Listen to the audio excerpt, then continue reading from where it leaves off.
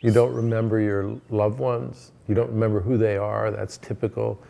That you just start to lose your mind. You are literally losing your mind.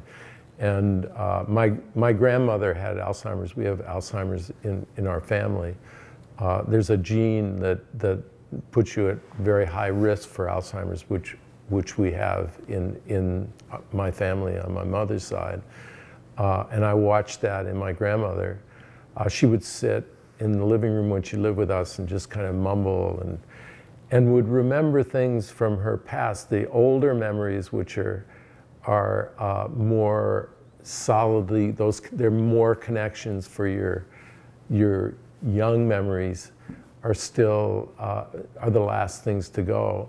And it's mainly cortical, it's mainly memories. You still have your bodily functions, as Max was saying. So what happens typically is these people start to wander. These are the silver alerts you see on the New Jersey Turnpike, or people who are driving their cars. They're able to do things, but they wander. You know, my grandfather, he had a different kind of dementia. He had dementia, but clearly was related, because I remember one day he just took off. Right? I was taking care of him. He started to get dementia, and he started to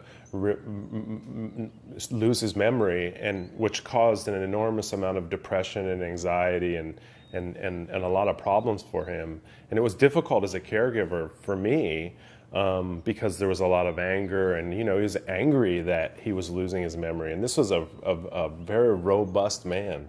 That had a very deep and great life, and to lose that and to kind of see yourself losing that was incredibly difficult for him. And so one day he just took off and went and drove his car, and he's gonna go to California. And I got a call. I didn't know he took off. I was at work. And I got a call from the police station, and that they had my grandfather. And what had happened was he was driving, and he had a flat tire, and he just wasn't going to stop. He was not going to stop until he got to California. And this was in Colorado. And all the rubber he was driving, all the rubber had gone off the car. He was on the rim, gigantic thing of sparks going out the end. And car, obviously the police wanted to know what was going on. So they took him, and the police were all really nice about it. It was all very difficult. But when I picked him up, again, he was really angry. He couldn't believe the police had picked him up, and it was very, very difficult. So we have a first-hand experience with this. And I remember when we were, when I was at Princeton working on the bench, and we were all thinking about this target, and we were thinking about developing therapeutics for it, and really almost from a selfish point of view, because we all really did not want to get Alzheimer's disease. We didn't want to be in that situation ourselves.